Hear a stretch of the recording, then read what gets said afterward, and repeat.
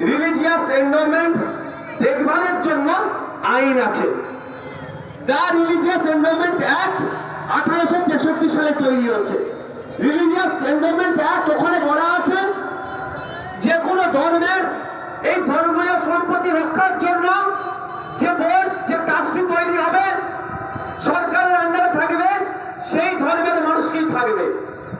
তার প্রমাণ আমি কটা দিচ্ছি। আমাদের এখান থেকে উড়িষ্যা কাছে, উড়িষ্যার বিখ্যাত মন্দিরের নাম কি বলুন না ভাই, খুব চর্চা হচ্ছে।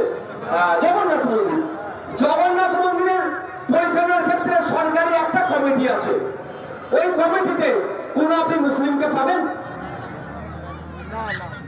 নেই। উত্তরপ্রদেশে চলে যান, কাশী বিশ্বনাথ টেম্পল অ্যাক্ট 1983 আশেপাশে ওই মন্দির অ্যাক্টের যে আইন আছে সেখানে বলাই আছে স্পষ্টভাবে এই মন্দির পরিচালনার ক্ষেত্রে সরকারি আইন কিন্তু বলছি, আমি উত্তরপ্রদেশের অ্যাক্ট অনুযায়ী বলছি, এই মন্দির পরিচালনার ক্ষেত্রে ও হিন্দু কেউ থাকতে পারবে না।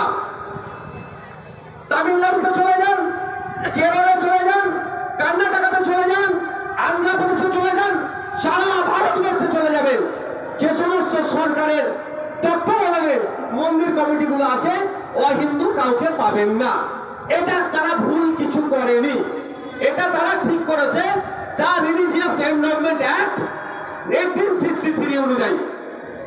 তাহলে আপনি ওয়াকাফে চলে আসুন, ওয়াকাফ মুসলিম সম্প্রদায়, এর মেনটেনের জন্য এতদিন পর্যন্ত মুসলিম লোকের দ্বারাই পরিচালিত হয়ে আসছিল।